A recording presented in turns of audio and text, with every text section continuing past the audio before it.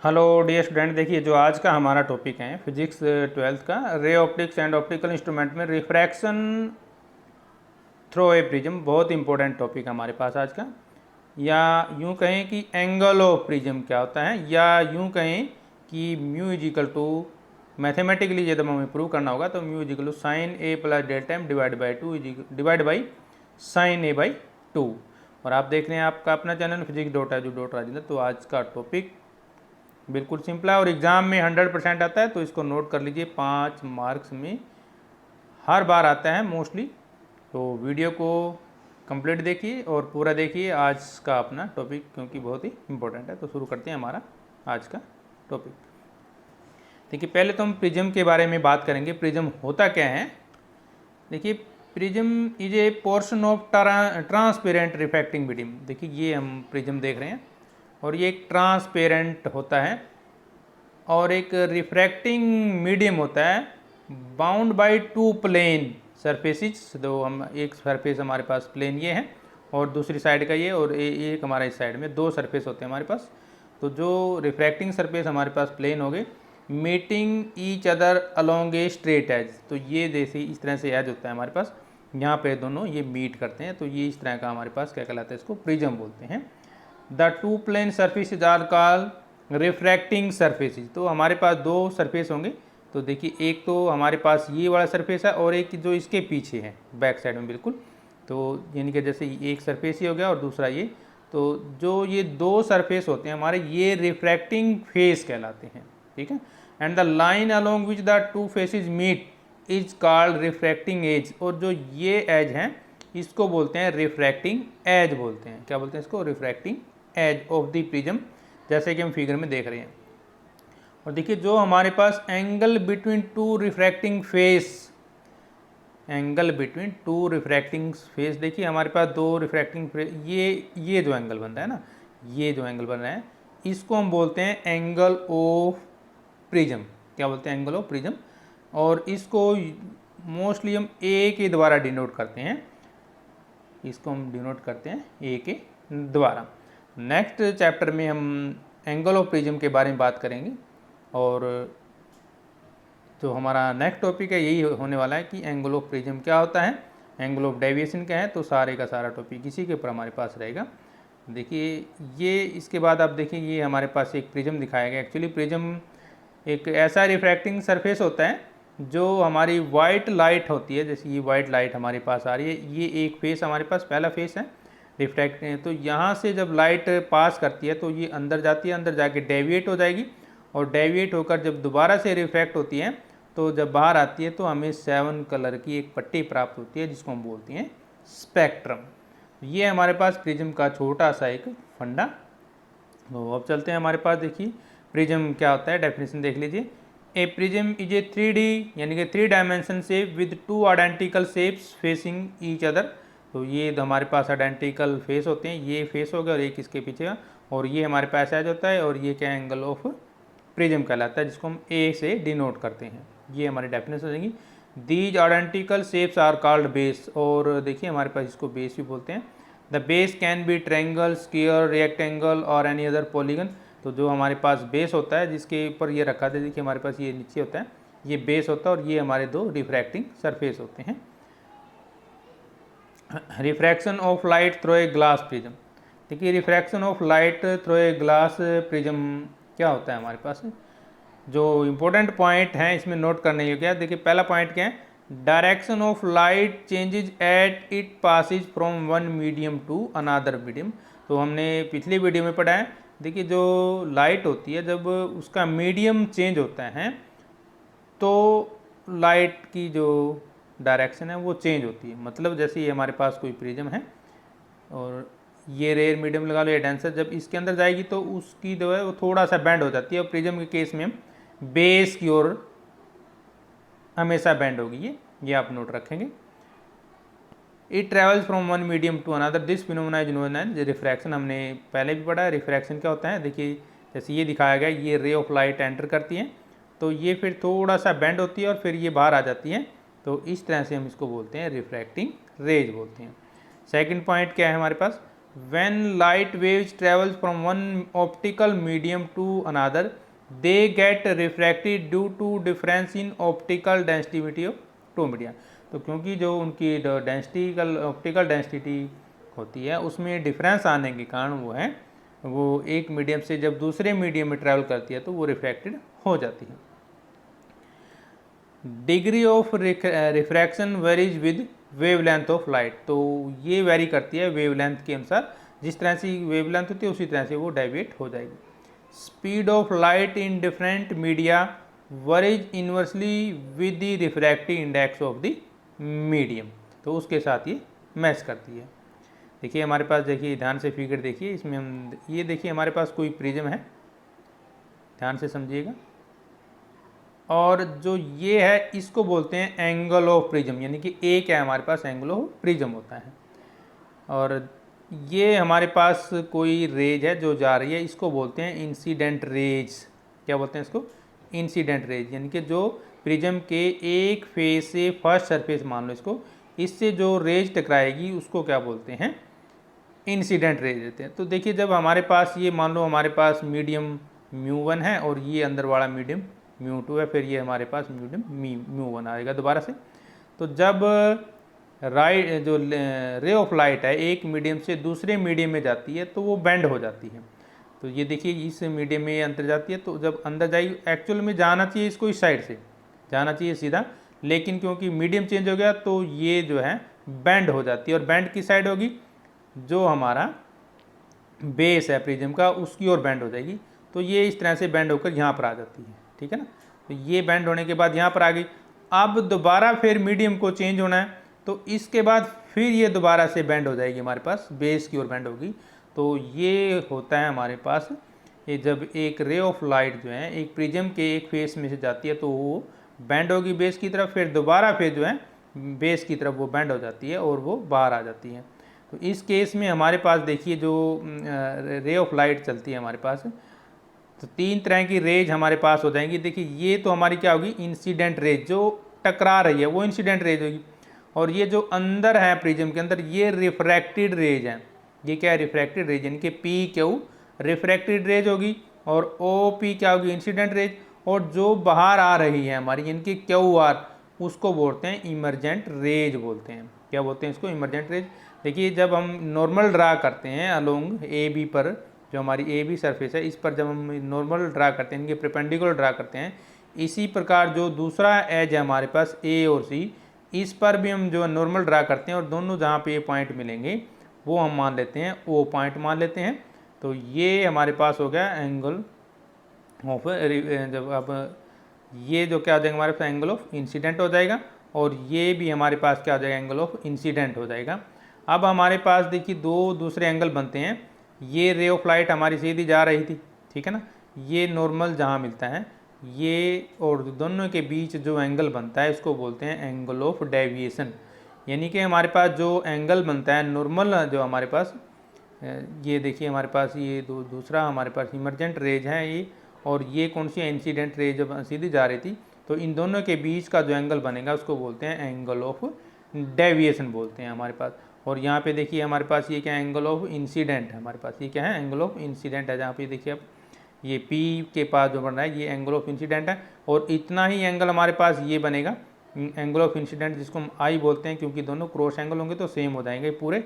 और अब हमारे पास रिफ्रैक्टिंग एंगल बनेंगे नीचे की ओर R1 और ऊपर की ओर Δ1, ये दोनों रिफ्रैक्टिंग एंगल हैं। सेम इसी प्रकार ये R2 रिफ्रैक्टिंग एंगल और Δ2 रिफ्रैक्टिंग एंगल हो जाएंगी। तो ये है हमारे पास प्रिज्म के बारे में थोड़ा सा मैथमेटिकल फार्मूलेशन। देखिए जब हम प्रिज्म का सवाल करेंगे तो इसमें आपको थोड़ा सा ट्रिग्नोमेट्री का यूज करना पड़ेगा। ट्रिग्नोमेट्री में क्या यूज करेंगे? देखिए जो एक ट्रायंगल होता है उसके जो है सभी कोणों का योग 180 डिग्री होता है। Sum of the all of the angles of a triangle are 180 degree. तो इसमें जो हम एंगल लेके चलेंगे, ट्रायंगल लेके चलेंगे, ये वाला ट्रायंगल लेंगे पहले। देखिए ये हमारे पास ये ट्रायंगल बन रहा है, और फिर ये क्वाड्रिलेटरल लेके चलेंगे, ये पूरे का पूरा जो हमारे पास पी डी क्यू ओ, ये एक हमारे पास क्वाड्रिलेटरल बनता है। और क्वाड्रिलेटरल के चारों एंगल का सम कितना होता है? 360 डिग्री होता है। और जो फ्रंट वाले आमने सामने के एंगल होंगे उनका सम कितना होगा? 180 डिग्री होता है। ये भी आप नोट करेंगे। तो ये दो फार्मूले हम लगाएंगे। और तीसरा फार्मूला जो हम इसमें यूज करेंगे ट्रायंगल के लिए, जैसे मान लो हमारे पास ये ट्रायंगल है और ये कोई जो एक्सटीरियर एंगल है मान लो ये हमारे पास, ठीक है ना। तो जो एक्सटीरियर एंगल होता है वो जो अंदर के दो एंगल होते हैं, जैसे ये एंगल और ये एंगल, इन दोनों के सम के बराबर होता है। मान लो ये एंगल 1 है और ये एंगल 2 है और ये एंगल 3 है, तो जो एंगल 1 होगा वो किसके बराबर होगा, sum of the angle of interior angle to opposite side, यानी कि एंगल 2 प्लस एंगल 3 के बराबर होगा। तो ये 3 पॉइंट हम इसमें यूज करेंगे। तो चलिए शुरू करते हैं। हमारा अब सवाल क्या है, एंगल ऑफ प्रिज्म। जैसे कि मैंने अभी डेफिनेशन बताई, ए glass prism has 2 triangular basis and 3 rectangular lateral surfaces that are inclined at an angle is called the angle of prism. A glass prism ABC has been kept on its base BC। देखिए ये हमारे पास ये prism है। अभी इसमें जो हमने ऊपर वाले फिगर में समझा से, ये हमारे पास क्या है BC, कोई उसका बेस है। ये क्या है, इंसिडेंट रेज जा रही है हमारे पास, और ये हम जब नॉर्मल ड्रा करते हैं तो ये एंगल ऑफ इंसिडेंट कहलाता है। ये रेज रिफ्रैक्टेड होकर दूसरे सरफेस पे जाएगी और यहाँ से वो बाहर आ जाती है, इसको बोलते हैं एंगल ऑफ इमरजेंट। जो नॉर्मल के बीच में और रिफ्रैक्टेड रे के बीच में एंगल बनेगा, एंगल ऑफ इमरजेंट इसको बोलते हैं। और नॉर्मली इसको हम ई से डिनोट करते हैं। इसी प्रकार जहाँ पे हमारे ये जो नॉर्मल है जो अंदर की ओर मिलेगा, तो ये जो दूसरा एंगल बनेगा हमारे पास वो बनता है एंगल ऑफ डेविएशन बनता है। और जो हमारे पास फिर दो एंगल बनेंगे, एंगल ऑफ रिफ्रैक्शन हमारे पास एक बार इस साइड से बनता है और एक बार दूसरी साइड से बनता है। तो ये R1 एंगल है और ये क्या है R2 है, और ये दो कहलाता है, ये हमारे पास कहलाता है एंगल ऑफ प्रिज्म कहलाता है। ये हमारे पास रिफ्रैक्टिव इंडेक्स हो गया जो हमें निकालना है, ठीक है ना। तो इसमें हम शुरू करते हैं। चैप्टर में क्या दिया गया था, when a ray of light passes through a prism it bends toward the base. हमारा पहला पॉइंट ये था, a glass prism ABC has been kept on its base BC। A ray of light is incident on the face AB at P on the prism here it is an incident rays. तो इसका मतलब हमारे पास incident raise क्या है, ये देखिए हमारे पास ये ट्रायंगल है ABC और ये रिफ्रैक्टिंग सरफेस है और ये जो हमारी रेज है ये इंसिडेंट रेज है, ये इसकी बात कर रहे हैं। अब सेकंड पॉइंट में क्या कह रहा है ये देखिए ध्यान से, when a ray of light passes through a prism it bends toward the base of the prism the incident rays is incidented is going from air यानी कि रेयर मीडियम इनटू ग्लास यानी कि denser medium. So it bend toward the normal. तो कई बार हम ये भी कहते हैं कि ये नॉर्मल की ओर बेंड होती है यानी कि ON1 and goes along the direction PQ inside the glass prism. Thus PQ is the refracted rays of the light which bend toward the BC of the prism. ध्यान से देखिए फिगर में दोबारा देख लेते हैं। ये इंसिडेंट रेज हमारी जब इस पर टकराती है तो ये हमारे पास देखिए ये नॉर्मल हो गया। तो अभी जब रे ऑफ लाइट एक रेयर मीडियम से डेंसर मीडियम में जाती है तो वो नॉर्मल की ओर झुक जाती है। बेंड किसकी तरफ होगी, नॉर्मल। ये हमारे पास देखिए ये नॉर्मल है तो ये नॉर्मल की ओर जो है बेंड होगी, या हम सीधा सिम पॉइंट रख सकते हैं ये बेस होता है हमारे पास, बेस की ओर बेंड होगी। तो यानी कि ये इंसिडेंट रे इसके अंदर जाएगी तो बेंड हो जाती है ये सेकंड पॉइंट हमारे पास। अब थर्ड पॉइंट क्या है हमारे पास, when the ray of light PQ traveling in the glass prism comes out into the air point Q diffraction takes place again। तो दोबारा से जो है रिफ्रैक्शन टेक्स प्लेस हो जाता है।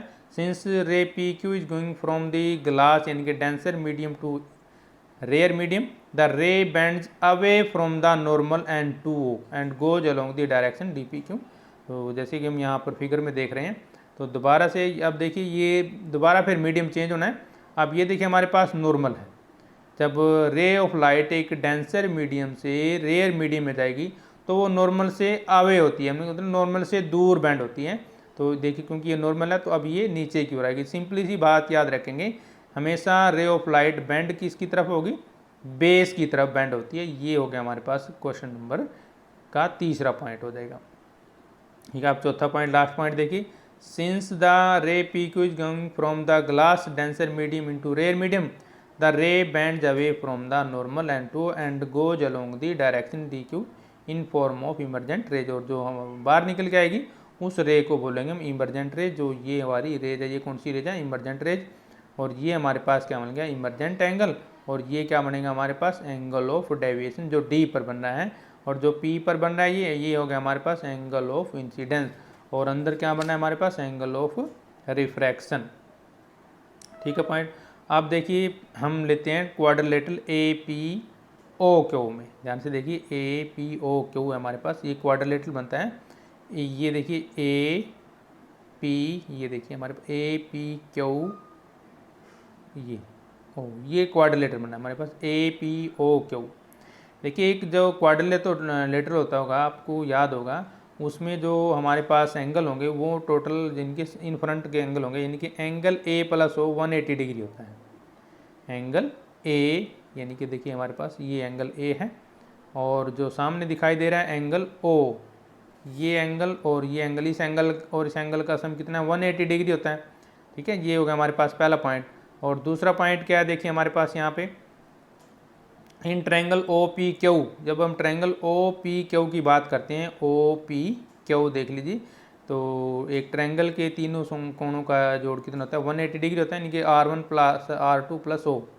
जो नीचे वाला ट्रायंगल हम लेके चल रहे हैं R1, ये वाला R1 दिख रहा है, जो ये R2 दिख रहा है, और ये एंगल, तो इन तीनों का सम कितना हो गया हमारे पास 180 डिग्री हो गया। ठीक है, ये इक्वेशन नंबर 1 और ये इक्वेशन नंबर 2 बन गई।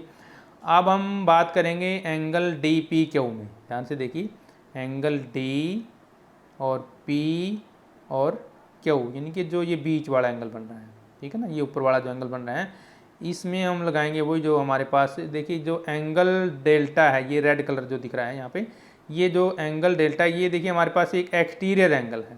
देखिए मान लो जैसे हमारे पास ये एक ट्रायंगल है, और ट्रायंगल के बाद जो ये एंगल बनता है ना, तो ये एंगल इस एंगल और इस एंगल का दोनों का सम होता है, इस एंगल और इस एंगल। तो ये अंदर वाले फिर हमारे पास एंगल क्या बनेंगे, ऊपर टोटल हमारे पास एंगल कितना होगा, ये यदि आप टोटल एंगल देखें ये आई है, क्योंकि ये इधर आई है ना, तो ये एंगल हो गया हमारे पास टोटल आई। और नीचे वाला एंगल कितना है R1, इसमें से यदि R1 हम घटा देते हैं ना, तो ये ऊपर वाला एंगल आ जाएगा हमारे पास। ठीक है, इसी प्रकार हमारे पास इधर देखिए ये एंगल E है हमारे पास, E में से R1 घटा देंगे, नीचे वाला सॉरी R2, तो ये हमारे पास ऊपर वाला एंगल आ जाएगा। तो इसमें सेम इसी तरह से किया गया है, यानी कि जो हमारे पास डेल्टा एंगल डेल्टा है, यानी कि जो ये वाला एंगल है, ये जो एक्सटीरियर एंगल है I minus R1 plus E minus R2, ये यहाँ से बन जाएगा। इसी प्रकार यदि हम दूसरी तरह से इसको अरेंज करना चाहिए, I plus E is equal to मतलब sorry minus R1 plus R2, ये इक्वेशन नंबर 3 बन जाएगी हमारे पास। क्लियर है ना पॉइंट। अब जब हम इक्वेशन नंबर 1 और 2 देखते हैं, तो A क्या है हमारे पास R1 plus R2, equation number 1 देखिए ये 1 है ये और ये 2 है, ठीक है ना। तो क्योंकि जब हमारे पास लेफ्ट हैंड साइड बराबर होती है तो राइट हैंड साइड भी बराबर होंगी, ये हमारी क्या है लेफ्ट हैंड साइड, और ये भी क्या है लेफ्ट हैंड साइड, ये क्या है हमारे पास राइट हैंड साइड। जब ये दोनों बराबर होंगी तो जो ये वाली साइड है और ये वाली साइड बराबर हो जाएंगी।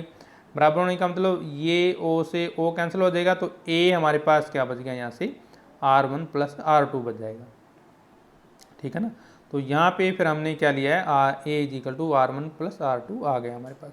और जो इक्वेशन 3 में हम ये वैल्यू पुट करेंगे A की, ये देखिए हमारे पास इक्वेशन नंबर 3 है ना, ये इक्वेशन नंबर 3 है ये।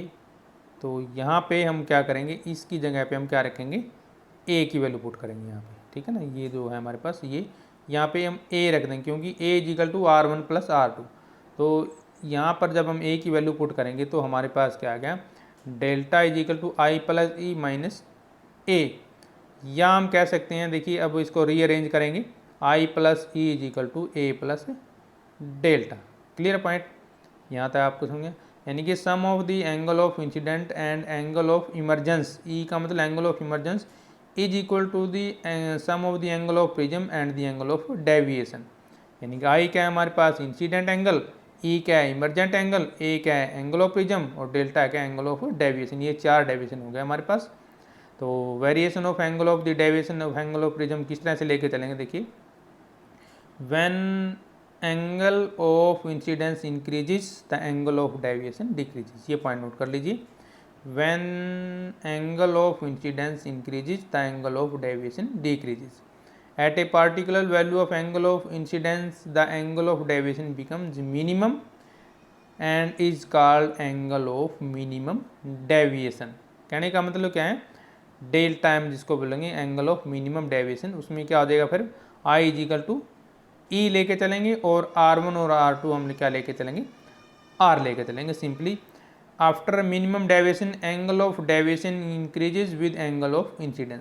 और जब हम रिफ्रैक्टिव इंडेक्स की जब बात करते हैं तो देखिए हमने ए क्या निकाला था, R1 प्लस R2 निकाला था। अब क्योंकि ये दोनों इक्वल हैं, इनके R1 is equal to R2 is equal to हमने R ले लिया, तो टोटल कितना हो जाएगा हमारे पास, ए की वैल्यू कितनी आ गई, 2R आ जाएगी। ठीक है ना, यानी कि R हमारे पास क्या होगा, A/2। अब जो हमने ये इक्वेशन अभी थोड़ी देर पहले ड्रा की थी, अब यहाँ पे हम R की वैल्यू किस तरह से पुट करेंगे, देखिए I प्लस ई क्या है हमारे पास, दोनों I इज इक्वल टू ई लिया हमने, दोनों बराबर लिए हैं, तो ये कितना हो गया हमारे पास 2I हो गया, तो इसलिए यहाँ पे कितना आ गया 2I। ये A प्लस डेल्टा एम हो जाएगा हमारे पास, एंगल ऑफ मिनिमम डेविएशन हो जाएगा, यानी कि यहाँ पे I निकालेंगे तो ये बटे में कितना आ गया हमारे पास, इनके डिवाइड बाई 2 आ जाएगा जब दूसरी साइड लेकर चलेंगे। लेकिन देखिए जो स्नेल्स लॉ है रिफ्रैक्शन में बहुत बार यूज होता है, तो यहाँ भी हम स्नेल्स लॉ का यूज करेंगे। स्नेल्स क्या कहते हैं हमारे पास, रिफ्रैक्टिव इंडेक्स कितना किसके बराबर होता है, sine i divide by sine R1 is equal to sine i divide by sine R, क्योंकि हमने R1 R2 सारे सेम लेके चल रहे हैं। अब यहाँ पे हम I की वैल्यू पुट करेंगे, देखिए हमारे पास I किसके बराबर आया, A plus delta m divide by 2। तो जो स्नेल्स लॉ है इसमें हम I की वैल्यू पुट कर दी यहाँ पे, ठीक है ना।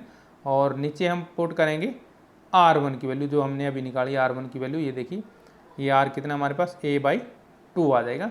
स्नेल्स लॉ में हमने दोनों वैल्यू पुट करनी है, तो ये कितना आ गया sine A/2। Refraction by a small angle prism by small angle of incident mu is equal to I divide by sine R1 and mu is equal to sine E/R2।